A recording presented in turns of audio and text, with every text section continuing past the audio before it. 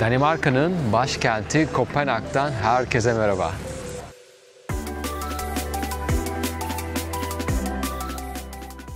İki gün boyunca Kopenhag'ı gezmeyi planlıyorum. Havalimanından Kopenhag kart satın aldım. Bu demek oluyor ki gireceğim müzeler ve kaleler Kopenhag kart kapsamında olacak. Ayrıca metrolar ve otobüsleri de bu kartla sınırsız kullanabiliyorum. Kopenhag şehir merkezinde, burada haritada görüyorsunuz, sizlere neredeyse 30'dan fazla yer ayarladım. Bu gezebileceğiniz yerleri 2 gün boyunca gezmeyi planlıyorum. Bugün pazartesi, ben gezime bu sabah başladım saat 9'da. Şimdi sözü fazla uzatmadan hadi gezimize başlayalım. Herkese tekrar merhaba. Kopenhag'dayız. Saat sabah 9. Erkenden küçük deniz kızının yanına gelmek istedim. Burada bu saatte fazla kalabalık olmadığını düşünüyordum ama turistler benden önce davranarak sabah erkenden bu Kopenhag'ın simgesi olan küçük deniz kızının yanına gelmişler bile. İlk buradan başlamamın sebebi, öncelikle burası çok kalabalık oluyor ve küçük deniz kızını rahatça çekemeyebilirim diye düşünmüştüm. Ayrıca biraz da şehir merkezinin dışında kaldığı için de buraya trenle gelerek, hemen burada işaretliyorum tren istasyonunu, hemen 10 dakikalık bir yürüme mesafesiyle bu küçük deniz kızının yanına geldim. Küçük deniz kızı heykelinin masal hikayesine dayandığı gerçeği oldukça açıktır. Özellikle yazar Hans Christian Andersen Danimarkalı olması ve Kopenhag'da yaşamış olması göz önünde bulundurulduğunda, Danimarkalı bir bira üreticisi Carl Jacobsen küçük deniz kızındaki karaktere bir bale gösterisini izledikten sonra aşık olmuş. Hatta heykeltıraş Edvard Eriksson'a şehir için bir heykel yapmasını emretmiş. Heykelin yüzü de bu balede doğrudan karakteri canlandıran kişinin yüzünden esinlenmiş. Hepimiz masalın Disney versiyonuna aşinayız. Ancak heykele yakından bakarsanız deniz kızının yüzünde oldukça üzgün bir ifade olduğunu fark edersiniz. Bunun nedeni Hans Christian Andersen orijinal hikaye versiyonunun mutlu bir sonu olmamasıdır. Küçük deniz kızı 1,5 metre boyunda. Gerçekten kendisi kadar küçük bir heykel. Gelenleri de biraz hayal kırıklığına uğratıyor. Bu nedenle biz burada fazla kalmadan yolumuza devam edelim. Şimdi şöyle bir yol izleyeceğim. Haritada görüyorsunuz. Şehrin tam dış ucundan başlıyorum ve diğer ucuna doğru yürüyeceğim. Bugün pazartesi 14 Nisan. Soğuk bir hava var. Şu anda 6 ya da 7 derece. Burada hemen ilk uyarımı yapmam gerekiyor ki pazartesileri birçok müze ya da kale kapalı. Bunun için dikkatli olmanız gerekiyor. Birinci günümde birçok noktayı gezmeyi planlıyorum. İkinci günümde tekrar şehir merkezine gelerek kaldığım, yani bu pazartesi gezemediğim yerleri gezmeyi planlıyorum. İkinci günümde de Kopenhag'ı gezmeye devam edeceğim. Kopenhag'da da görülmesi gereken her yeri istisnasız görmeden geçmek istemiyorum. Şimdi şehir merkezine doğru yürümeme devam ediyorum.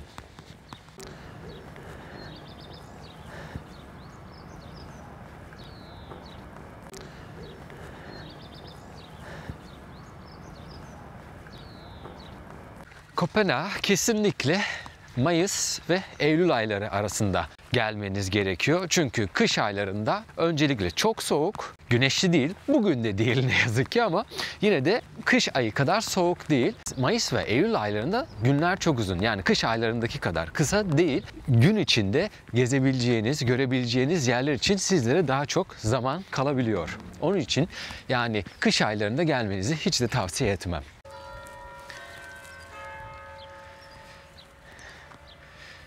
Gefjon Çeşmesi'nin hemen yanındayım ama şu anda daha su verilmemiş, yani kış ayı modu olduğunu düşünüyorum. Ama hemen Gefjon Çeşmesi'nin arkasında St. Alban Kilisesi var. St. Alban Kilisesi de güzel bir görüntü oluşturuyor. Haritada görüyorsunuz hala bu küçük deniz kızının bulunduğu noktadayım.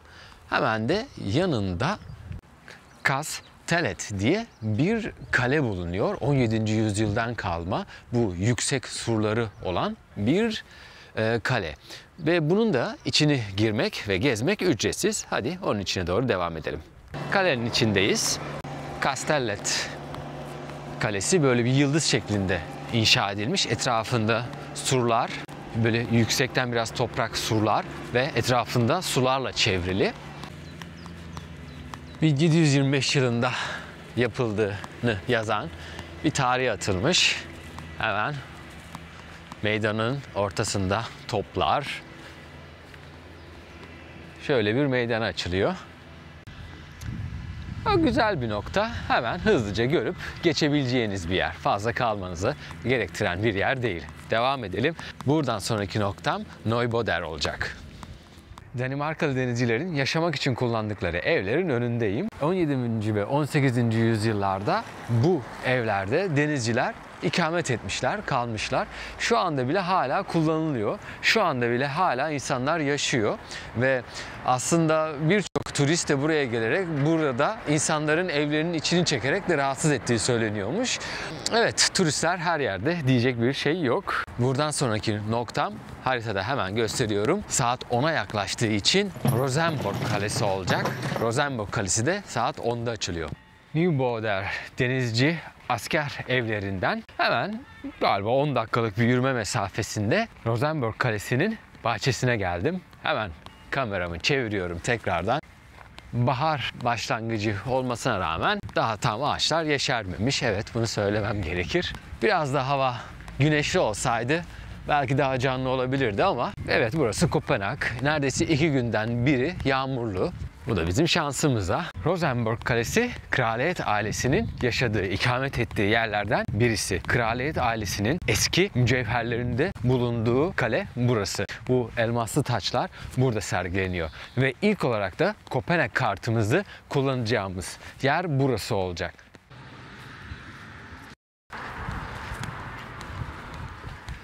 Kalenin girişine geldik. Hemen haritada gösteriyorum.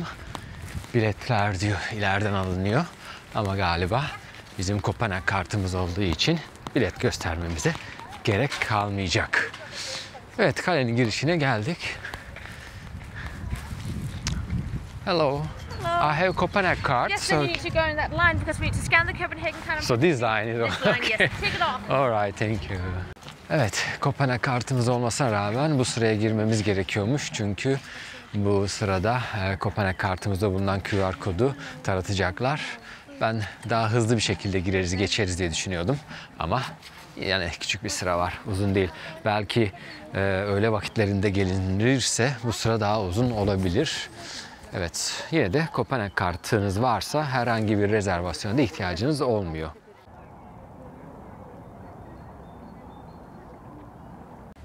Evet, kareye girişlerde uzun kuyruklar oluşabiliyor.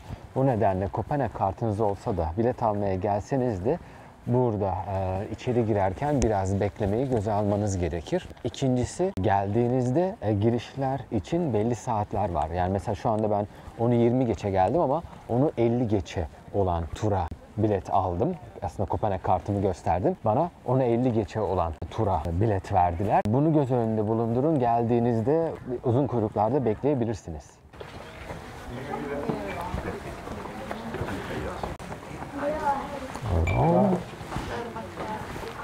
Şimdi evet, Rosenborg Kalesi'nin içindeyiz.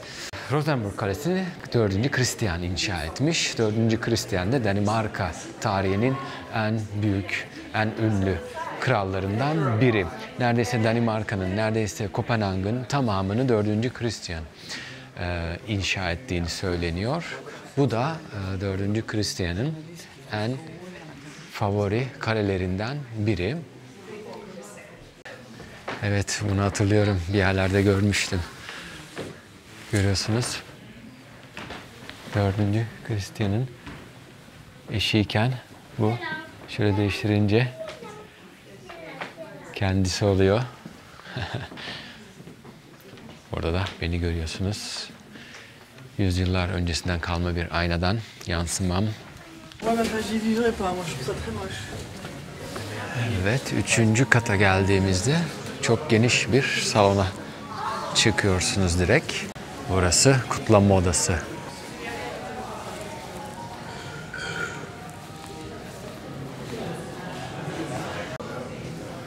Burada bir taht.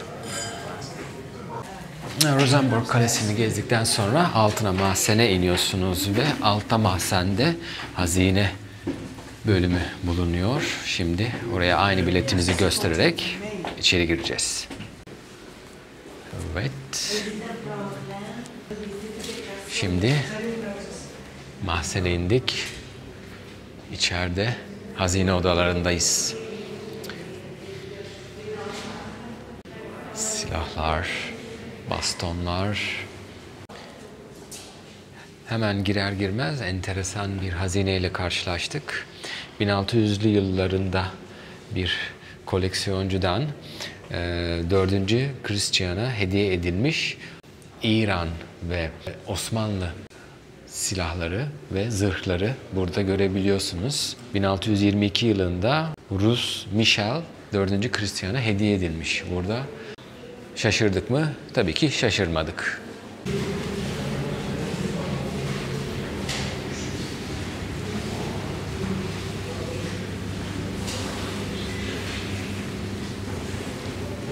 Evet, hazine odasına doğru devam ederken bir kasa kapısıyla karşılaşıyorsunuz. Kalın bir kasa kapısı. Wow.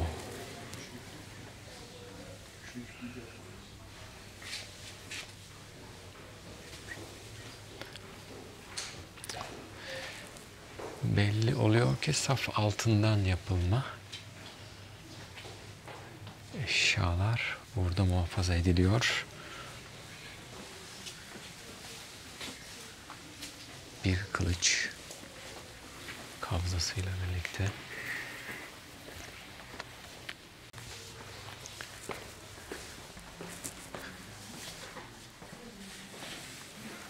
Ve işte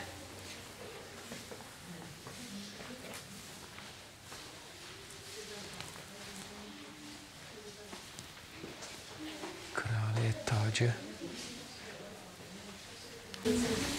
Rosenborg Kalesi'ndeki en önemli eşyalar ve mücevherler bunlar. Görüyorsunuz kraliyet taçları.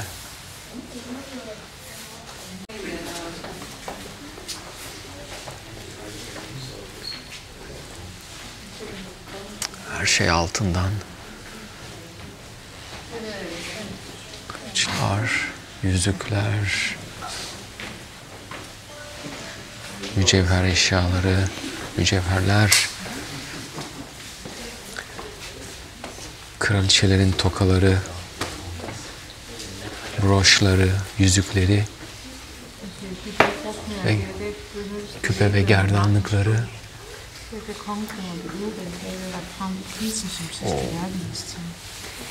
Yakut.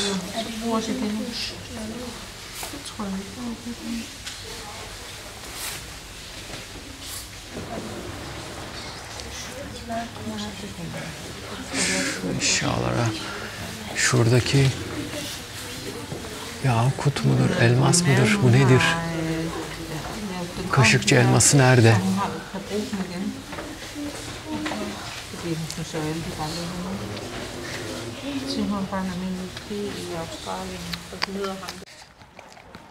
Saat 11'i 10 geçiyor. Yani aslında çok da kalmanıza gerek yok. Yarım saatte gezilebilecek bir yer. Kalenin üst katlarında bu 1700'lü 1800 yıllardan 4. Christian'ın yaşamına dair izler buluyorsunuz. Bunları görebiliyorsunuz. Ve tabii ki mahzene indiğinizde de harika kraliyet mücevherlerini görüyorsunuz. Şimdi kaleden çıkıyorum, Rosenborg Kalesi'nden. Böyle tekrar aşağı limana doğru yürüyerek Frederiks Kilisesi'ni, Amalienborg Sarayı'nı ve belki de yetişebilirsem saat 12'deki nöbetçi değişimini izlemek istiyorum. Devam edelim. Evet, Frederiks Kilisesi'ne doğru yola devam ediyorum. Bazı bilgiler verelim. Kopenhag'da genelde ulaşım bisikletlerle sağlanıyor. Bisikletler trafiğin bir parçası. Hemen çeviriyorum. Bakın yolun neredeyse sadece yarısı arabalar için ve yarısı bisikletler için ayrılmış. Bisikletler çeşitli büyüklüklerde, böyle önünde bir insan taşıyacak kadar büyük kafesin olduğu, bir kutunun olduğu ya da normal bisikletlerin olduğu. Burada bisiklet kiraya veriliyormuş. Buradan bisiklet kiralayabilirsiniz. Ama benim size tavsiyem burada bisiklet kiralamaya kalkışmayın. Çünkü bisiklet sürmenin bir kuralı var. Gerçekten bu kuralları biz bilmediğimiz için ya da ben bilmediğim için bisikleti çok iyi sürmeme rağmen burada bisiklet sürmeye cesaret edemem. Yani bu arabaların arasında ve bu bisikletlerle birlikte bu akışın sağlandığı yolda bisiklet süremeyebilirim. Şimdi bunu da söyledikten sonra hemen haritada görüyorsunuz Rosenborg Kalesi'nden 10 dakikalık bir yürümeyle Frederick Kilisesi'nin yanına geldim. Hemen karşıya geçiyorum. Diğer bir adı Mermer Kilise deniyor. Danimarka'nın krallarından 4. Christian bu kiliseyi mermerden yapmak istemiş. Bu nedenle bu kilisenin ismi Mermer Kilise olarak kalmış. 18. yüzyılda inşa edilmiş. Büyük, heybetli bir kilise görebiliyorsunuz. Üzerindeki kubbe İskandinav bölgesinin en büyük kubbelerindenmiş. Şimdi içine gireceğiz. Evet, kilisenin önüne geldik. Girişindeyiz.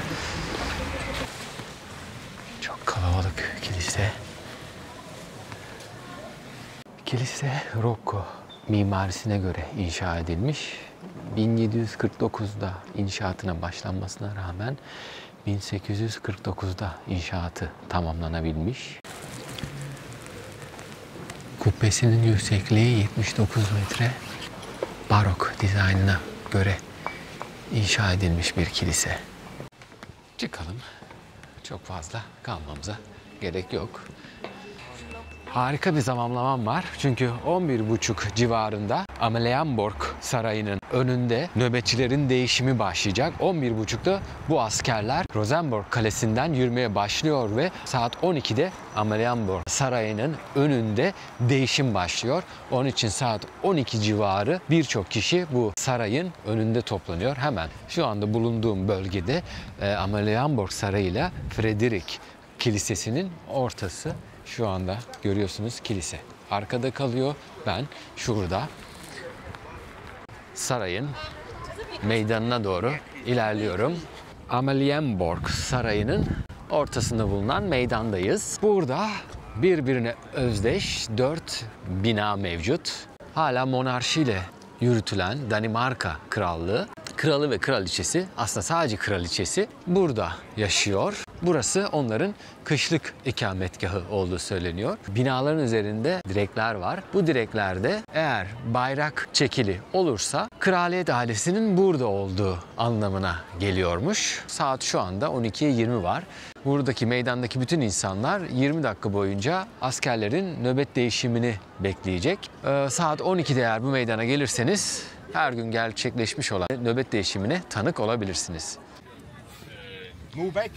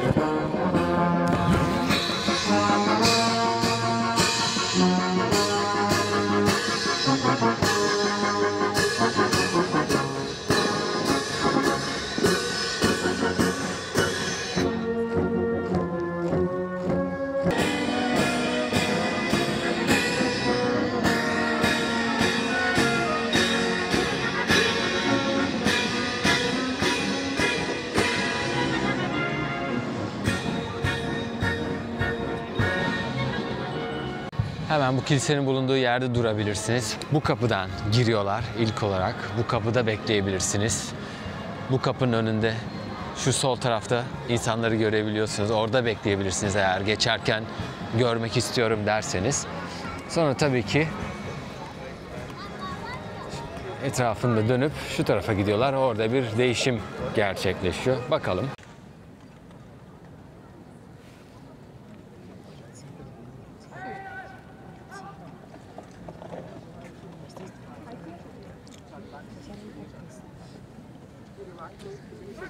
Por lo menos en la banda.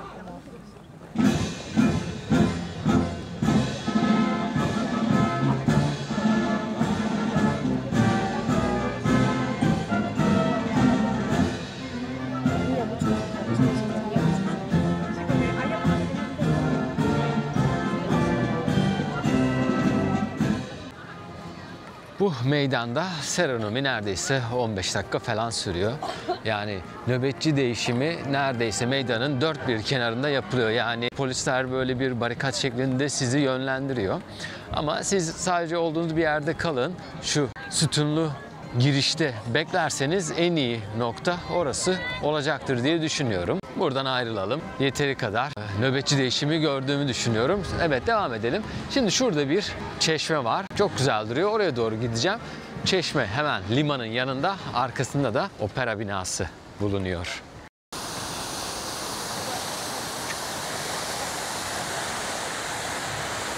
Karşı tarafta opera binası var. Onun karşısında da böyle bir çeşme. Limanı görüntüleyebilmek için buraya geldim. Ama burası kapalıymış. Neyse, biz artık yönümüzü eski balıkçı limanı olan New Haven'a doğru verelim diyorum. Yine bir 10 dakikalık yürüme mesafesiyle Konges Meydanı'na geldim. Konges Meydanı'nda 1907'den kalma. Ortasında 5. Hristiyan heykeli var şurada. Eğer şöyle uzaktan görebildiğimiz kadar. Arnavut kaldırımı taşlarıyla ünlü ama önemli olan bir noktası ise hemen arkamızı döndüğümüzde en ünlü limanı olan New Haven bölgesine geliyorsunuz. Bu New Haven bölgesi Danimarka'nın simgesi, bu renkli balıkçı evleri. Şimdi bu limanı gezmeye başlayabiliriz.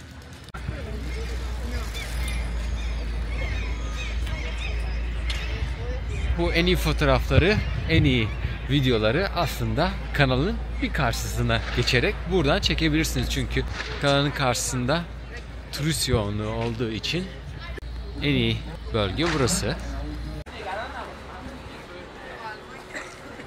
Burada New Haven bölgesinde restoranlar var. Bu restoranlarda da zaman geçirebilirsiniz. Güzel bir yer, güzel restoranlar. Turistik restoranlar olduğu için çok da bir lezzet beklenebilecek bir restoranlar değil. Sadece oturup ambiyansın tadını çıkartabileceğiniz restoranlar. Yani ben burada yemenizi tavsiye etmem. Eğer burada şehir merkezinde nerede yiyebiliriz diye sorarsanız hemen şöyle göstereyim. Hemen limanın karşısında bir köprüyle karşıya geçiyorsunuz ve köprüyle karşıya geçtiğinizde de orada bir açık hava pazarı bulunuyor. Orada da yemek yiyebilirsiniz. Hadi oraya yürüyerek devam edelim.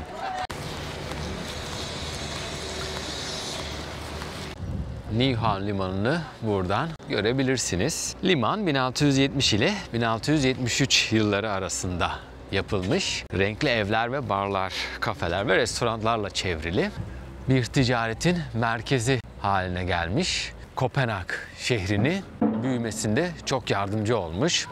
İlk zamanlarda denizcilerin ya da askerlerin buraya geldiği bir merkezmiş. Tabii o zamanlarda çok fazla burada genel ev bulunurmuş. Tabii yapımıyla ilgili de birkaç bilgi vermem gerekirse de bu limanı Danimarkalı askerler ve İsveçli esirler yapmış. New Haven limanından bir yaya köprüsüyle karşıya geçebilirsiniz. Limanın, buranın manzarası çok güzel.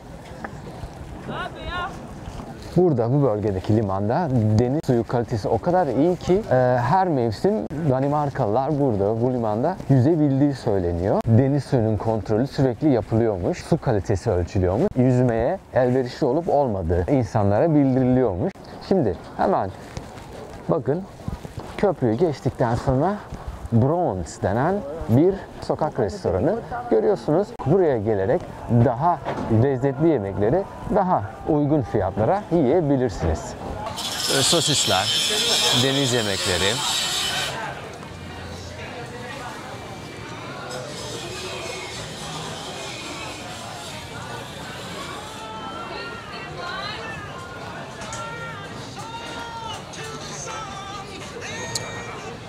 Döner. Döner 145 diyor döner menü. Mesela takolar varmış burada. Bu Gasoline Grill çok meşhur olduğu söyleniyor.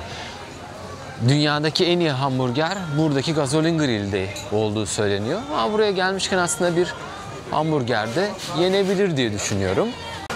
Bu ara dünyadaki ilk hamburger de Danimarka'da, yani Kopenhag'da hazırlandığını biliyor muydunuz? Onun da hikayesini birazdan anlatacağım size.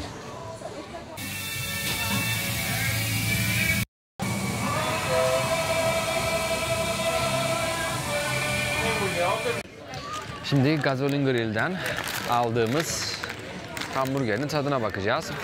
Dünyanın en iyi hamburgeri olduğu söyleniyor. Fiyatı 13 euro. Uygun, çok kötü bir fiyatı yok açıkçası. Tadına bakacağız. Fena değil. Şimdi gelin ben size bir neden Danimarka aslında hamburgerin ana vatanı olduğunu anlatayım. Danimarkalı bir restoran ya da kafe sahibi Louis Lassen isimli bir adam hamburgerin aslında icat eden kişi olduğu söyleniyor. Yani hikayeye göre bir adam aceleyle Louis'in restoranına giriyor ve yolda yiyecek bir şeyler hazırlamasını istiyor. Özellikle adam bir köfte ya da böyle et parçasını iki ekmeğin arasına koyup üstüne de bir tost makinesini bastırarak ona vermesini ve acelesinin olduğunu ve gitmesi gerektiğini söylüyor. Ve bu da aslında hikayenin çıkış noktası oluyor. Louis fikri çok iyi buluyor ve içine köftenin üstüne bir peynir koyarak da cheeseburgeri yaratmış oluyor. Bu Bronx sokak marketinden şimdi çıkıyorum tekrar. Bu limana, Nyhavn'a doğru geçeceğim. Oradan da şehir merkezinde yürüyüşümüze devam edeceğiz. Tekrar karşıya geçerek Nyhavn limanına geri geldim. İşte buradan kanal turuna çıkabilirsiniz. Biletler buradan alınıyor. Rezervasyon yaptırmanıza gerek yok. Kopenhag kartınız var ise Kopenhag kartla da 1 saatlik kanal turuna çıkabilirsiniz. Ama Kopenhag kartın kanal turu buradan başlamıyor. Bu Nyhavn limanındaki yürüyüşümü tamamladım ve yemeğimi de yedim. Şimdi buradan sadece 12 dakikalık yürüme mesafesinde bir kule var. Bu kule bir gözlem kulesi. Bir kilisenin yanında bulunuyor. Şimdi o kuleye doğru yoluma çıkıyorum.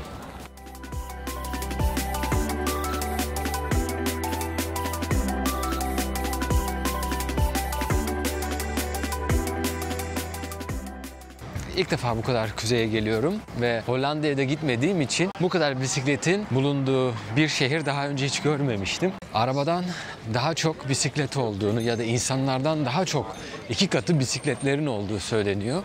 Bu şehirde, Kopenhag'da ulaşım bisikletlerle sağlanıyor. Bisiklet ulaşımın büyük bir parçası.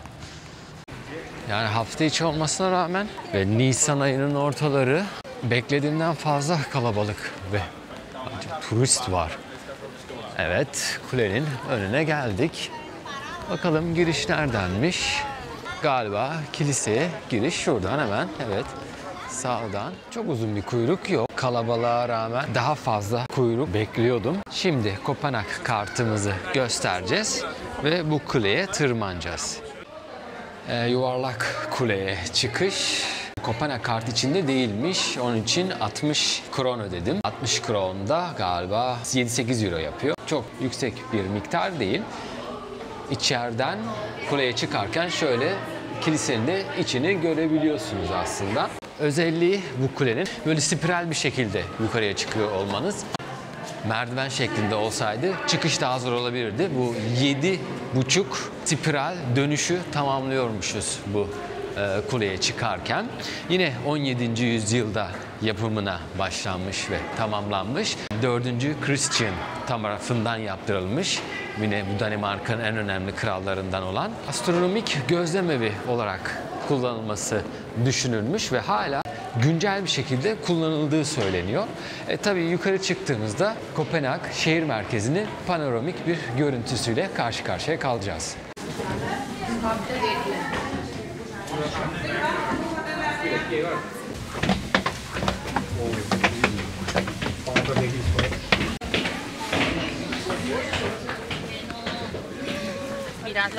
Evet. Tepeye çıktık. Her zamanki gibi geldiğimiz şehirlerin en yüksek kulelerine çıkıyoruz.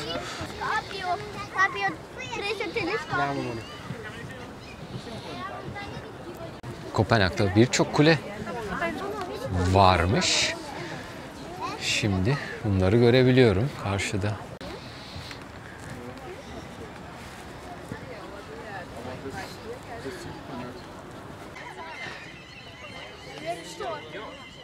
Solda küçük kubbeli Fredrik Kilisesi'ni görebiliyoruz. Hemen sağında birçok bacası olan Danimarka'nın ve Kopenhag'ın gurur duyduğu atık çöp yakma tesisleri. Şu anda bu tesisler için Danimarka dışarıdan atık geliyor. Yani parayla ülkeler bu atık tesislerinde çöpleri yakmak için Danimarka'ya para ödüyor. Bu gördüğünüz kuleler onlar. Çıkalım. Artık kuleyi de tamamladık. Şimdi buradan sonraki durakta dünyanın en uzun sadece yayalara açık olan caddesi. Yani Strøget'e gitmeye başlayalım. Şimdi de Strøget Caddesi'nin tam başlangıcında bulunuyorum. Bu Strøget Caddesi dünyanın en uzun sadece yayalara açık olan caddesi. Tabii ki alışveriş yapabileceğiniz yerler, kafeler ve restoranlar bulunuyor. Burayı da yürüyeceğiz. Burada şimdi önemli bir not düşmem gerekiyor. Eğer Kopenhag kartı aldıysanız bot turuna katılabiliyorsunuz. Bu kartınız 1 saatlik bot turu kapsıyor. Ama başlangıç noktası burada haritada gösterdiğim bir noktada. Az önce videoda çektim. Buraya gelmeniz gerekiyor. Benim tavsiyem şöyle bir yarım saat, 1 saat erken gelin ve rezervasyon yaptırmanız. Çünkü Kopenhag kartınız varsa ya online rezervasyon ya da buraya gelip rezervasyon yaptırmanız gerekiyor. Yani direkt Kopenhag kartla giriş yapamayabilirsiniz. Yine de bir rezervasyon yaparak bu bot turuna katılmanızı tavsiye ederim. Neden buraya geldim? Çünkü şu anda gezmek istediğim Strøget Caddesi'nin hemen başlangıcında bulunan bir yerdi burası. O nedenle rezervasyonumu yaptırdım. 2 saat içinde tekrar geri geleceğim buraya ve bot turuna katılacağım saat 4.30'da. Şimdi de dünyanın yayalara açık en büyük caddesi olan Strøget Caddesi'ne doğru gidiyorum.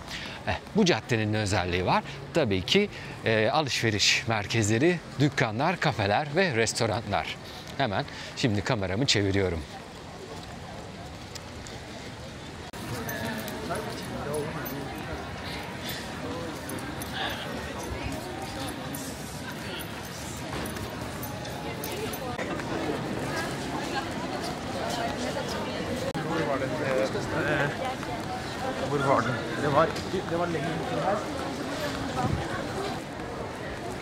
Bakın Lego var. Lego. Bu da bir Danimarka markası olduğu için gezilebilir.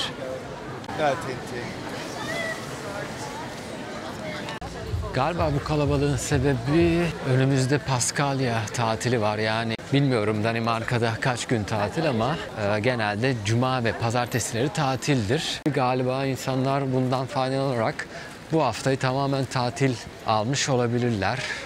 Bu kalabalığın sebebi bu olabilir diye düşünüyorum. Çünkü sonuçta pazartesi. Yani o kadar dünyaca dünyanın en uzun yaya caddesi denilecek kadar bir cadde değildi. Tabii bu kadar, bu uzantısını da saymazsak. Flying Tiger da burada. Biliyorsunuz bu da bir Danimarka yani Kopenhag markası.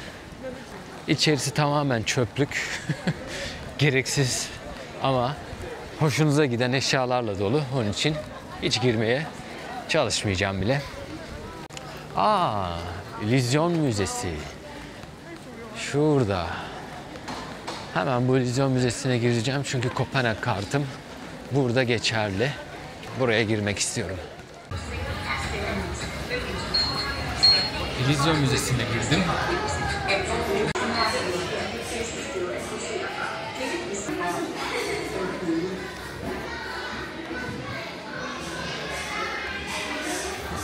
Buraya giriyorsunuz. Buradan kendinizi görüyorsunuz. Bir kişi burada duruyor. Bir kişi şurada duruyor. Bir kişi büyükken bir kişi küçük çıkıyor.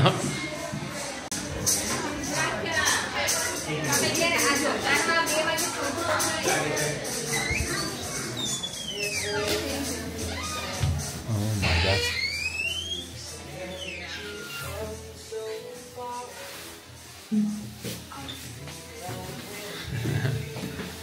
Evet. Enteresan.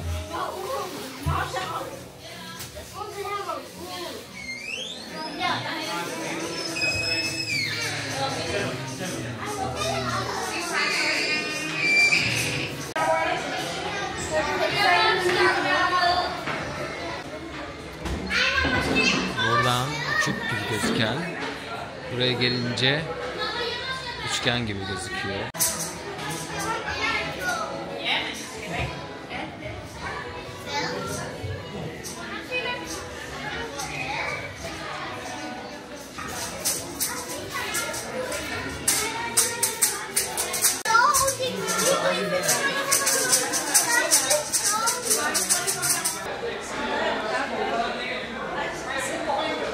Of.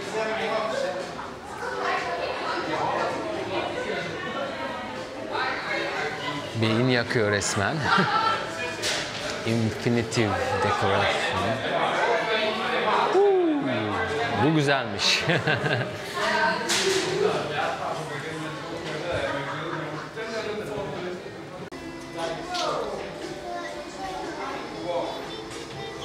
Wow. Sadece başınızı döndürüyor aslında. Bare prøv at tænke på, hvis den gik hurtigere. No. It's not for me. Of, başınız dönüyor yani. Aslında bulunduğunuz platform sadece duruyor olduğu yerde. Sadece etrafta dönen bir ekran var ama o ekran sizin başınızı döndürüyor.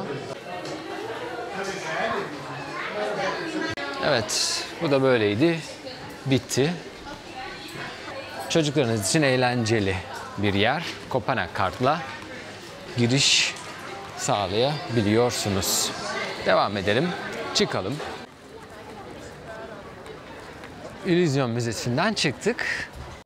Haritada gördüğünüz gibi biraz daha devam ediyorum yürümeye. Karşıma büyük bir meydan çıkacak. O meydanda belediye binasının olduğu meydan. Evet, büyük bir meydana çıktık. Rathaus Square diye geçiyor burası. Neden? Çünkü hemen belediye binasının önünde olduğu için belediye binasının hemen yanında Tivoli bahçesi var. Oraya da geleceğiz bugün. Bir yat turunu tamamladıktan sonra Tivoli bahçesine gireceğiz. Güzel bir meydan. Görüyorsunuz.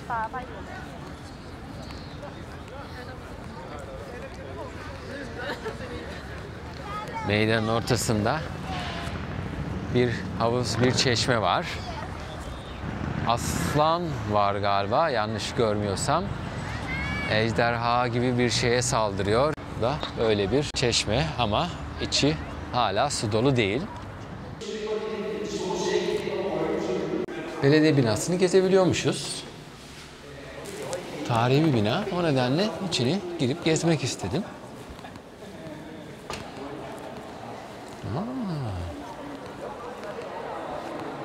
İçerisi çok hoş.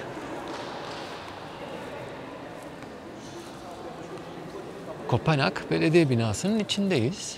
Ziyaretçilere açık, bedava giriş. Ama 4.30'a kadar açıkmış. Bunu da söylemeden geçmeyelim. Çok iyi, isterseniz tuvaletleri de var. Buradan ihtişamlı bir merdivenden 2. ve 3. katlara çıkabilirsiniz.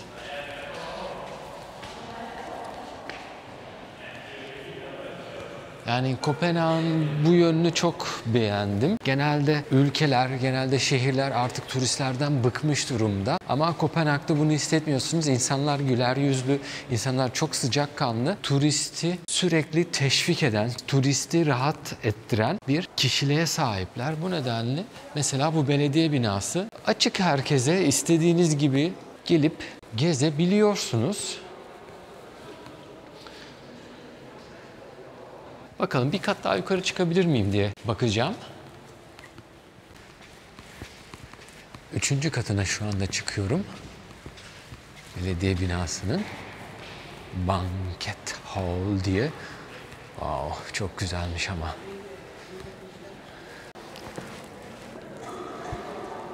Yani vaktiniz varsa neden gelip gezmeyesiniz ki? Görüyorsunuz burada banklar var. Banklara oturup bu manzarada dinlenebilirsiniz.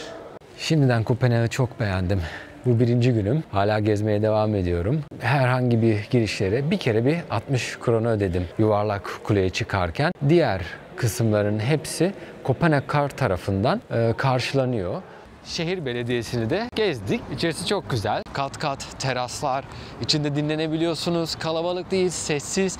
İsterseniz içeride çok temiz tuvaletler var. Hani ihtiyaçlarınızı giderebilirsiniz. Güzel. Buraya kadar gelmişken onu da gezmek gerekir. Yani 15-20 dakikada gezip içini tamamlayabilirsiniz.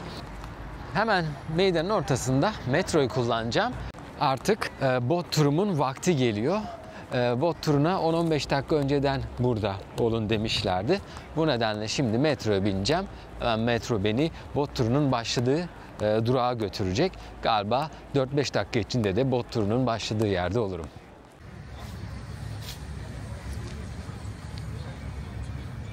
Stay here.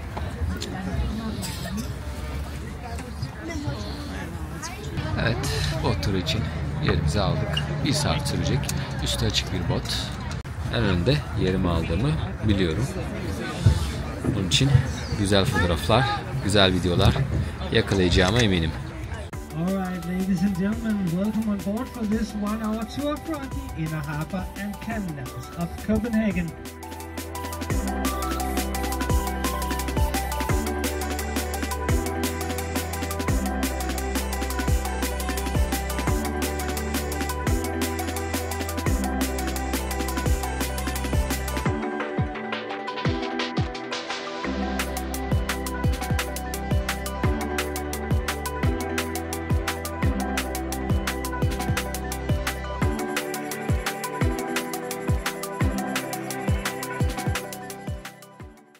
Bunlar Kopenhag'ın, sadece Kopenhag'ın değil, Danimarka'nın da en pahalı evleriymiş. Dagligt primært som papirøen, grundet det faktum, at man engang...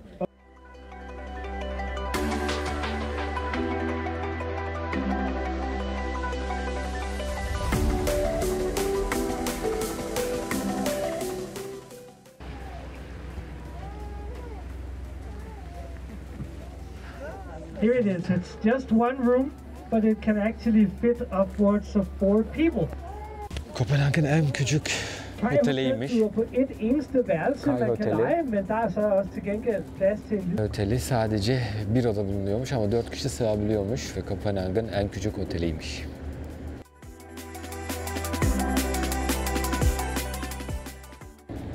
Bu gemiler şu anda müzeymiş ama eskiden 60'lı yıllarda kullanılırmış.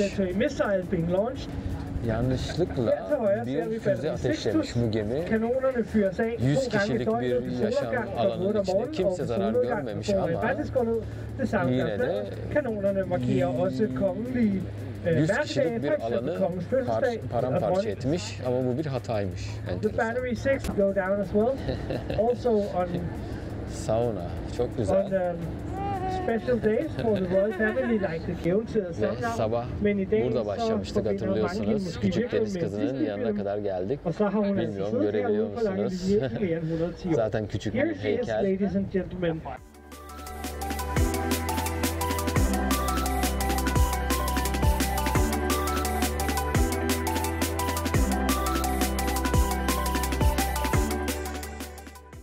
Bu bölge Amsterdam'daki kanallardan esinlenerek yapılmış. 4. Christian tarafından yapılmış bu kanal. Danimarka'nın en pahalı bölgelerinden biriymiş.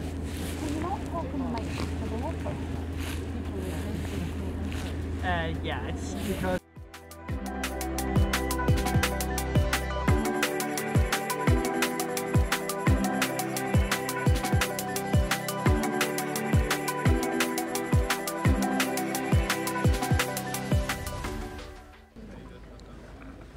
Og vi bliver siddet under den her ro. Hemen karşıda Kara Elmas denen bir bina bulunuyor. Here on our right hand side we have the Danish Royal Library. It's nicknamed the Black Diamond because on a day like this, Burası bir when kütüphane. the sun hits the Kara water, Elmas it's reflected adında onto the surface of the verilmiş. building, and that would make it shine like a diamond. Birkaç Next bridge is köprünün one of olduğu the yerlere old geliyoruz. ones and very iconic ones, the Marble Bridge. Mermer This was Köprüsü'nden originally geçiyoruz. part of Bayağı eski the Royal olanmış. Castle, which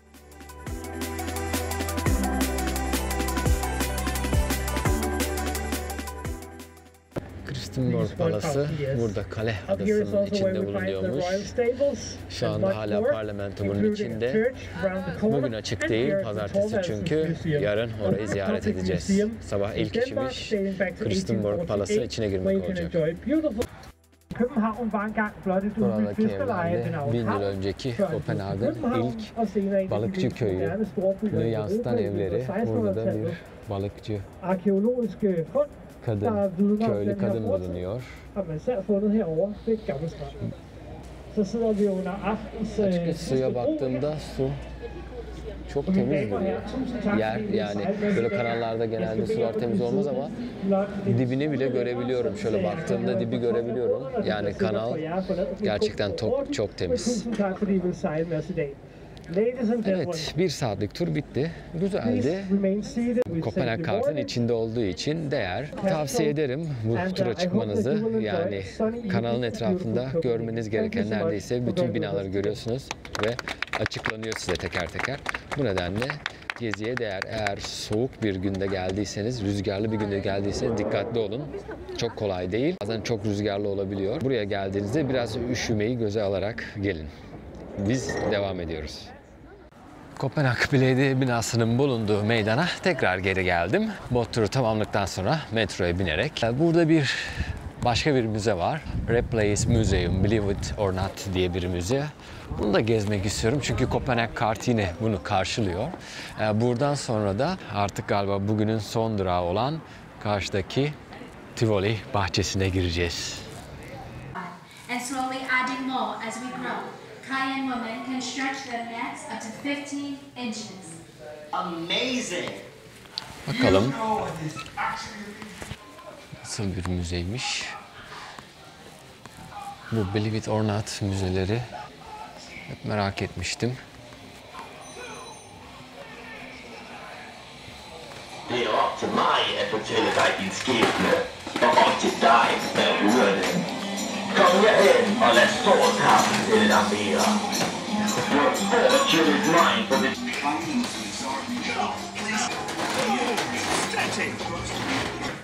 Açıkçası enteresan bir yermiş burası.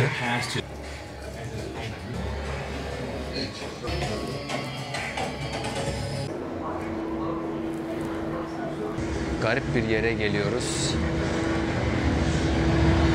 Soldan gidersen korkakların yolundan, sağdan gidersen aslanın yolundan gidersin diyor. Sağdan gidelim bakalım.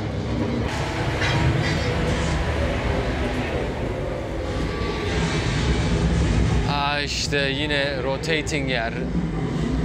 İllüzyon şeyi de vardı. Hatırlıyorum. Yine dönüyormuş gibi hissediyoruz ama her şey aslında sabit kalıyor. Kameraya bakarsam hiçbir şey olmuyor. Çünkü kamera yerinde kalıyor. Bu iş kolaymış.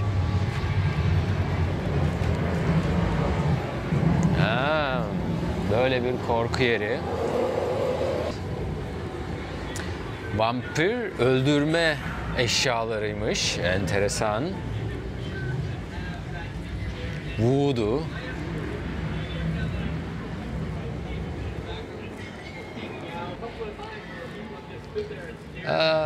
Evet, gerçek gibi durduğunu söylemem lazım.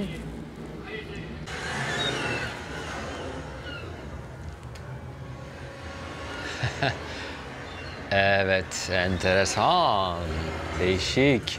Bakın, böyle bakıyoruz, hiçbir şey görmüyoruz ama şöyle bir aralıktan baktığımızda gözümüze ne çarpıyor?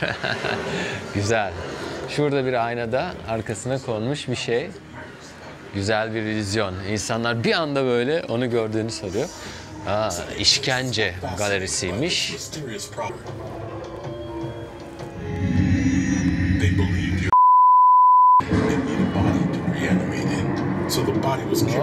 Evet, biraz korkutucu oldu. Burası işkence bölümü. Biz geçtikçe değişik sesler çıkartıyor.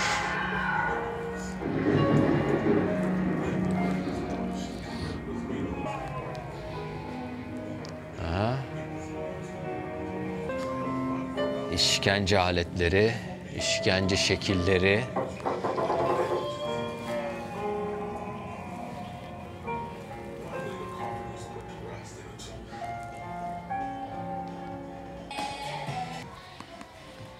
Bu turlarda bu şekilde. Aslında kalırsanız böyle yarım saat falan sürebilecek turlar. Ama benim gibi böyle hızlı bir şekilde geçerseniz 5-10 dakika içinde bitirebileceğiniz turlar. Bu müzeyi de Kopenhag kartı içinde görmüş olduk. Biz devam edelim turumuza. Buradan çıkalım, artık dünyanın en eski Luna Parkı ya da eğlence parklarından biri olan Tivoli bahçesine geçelim.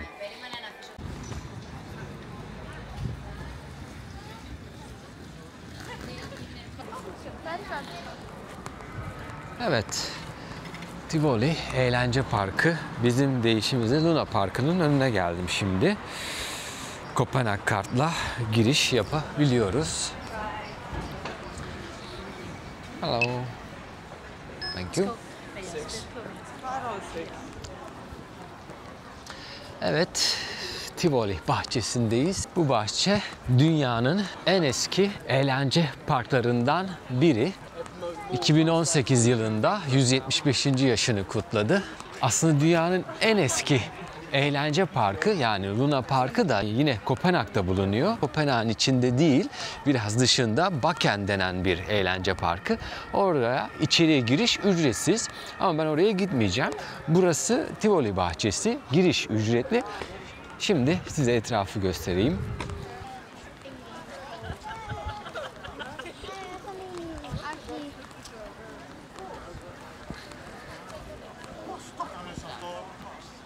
Evet, görüyorsunuz burası biraz İslam, Arap, Osmanlı tarzında inşa edilmiş bir bina buranın içinde. Evet, bir başka bilgiler vermeye devam edelim. Dediğim gibi burası bir Luna Park. Kopenhag şehrinin içinde, hemen belediye binasının yanında. Burada haritada işaretliyorum sizler için. Akşam 10'a kadar açık, yani sabah 11'den akşam 10'a kadar çocuklarınızla gelebilirsiniz. İçeri giriş ücretli eğer Kopenhag kartınız yoksa. Kopenhag kartla içeriye giriyorsunuz ama eğer bu yani kaydıraklara ya da bu roller coaster'a binmek isterseniz de bunlara artı ücret ödüyorsunuz. Şu anda yanında yürüdüğümüz roller coaster Avrupa'nın ilk ve en eski roller coaster'ı olduğu söyleniyor.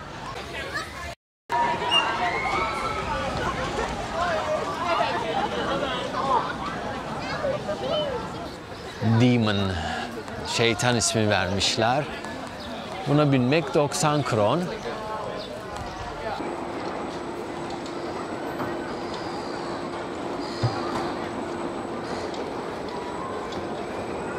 Yukarıda uçak geçiyor.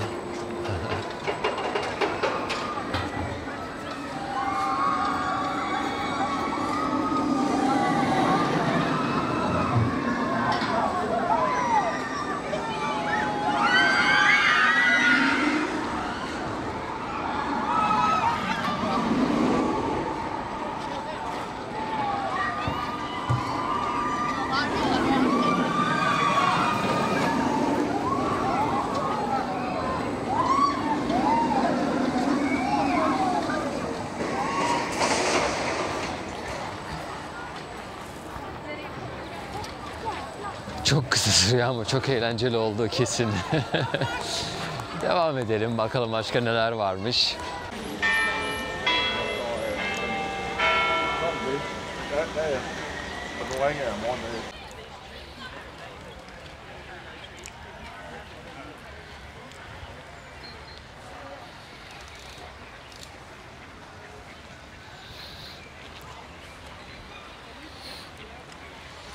Evet, saat 7'ye geliyor. Artık günü tamamlayacağım. Birinci günümü burada Kopenhag içinde Tivoli bahçelerinde tamamlıyorum. İkinci günümde çoğunlukla bu pazartesinde gezemediğim ve kapalı olan yerleri gezeceğim. Çoğu yer, müze ve kale burada. Kopenhag'da pazartesileri kapalı ve bu nedenle ikinci günümde, yani salı günümde burada bu pazartesi giremediğim yerleri gezmeye çalışacağım. İkinci günümde görüşmek üzere diyorum.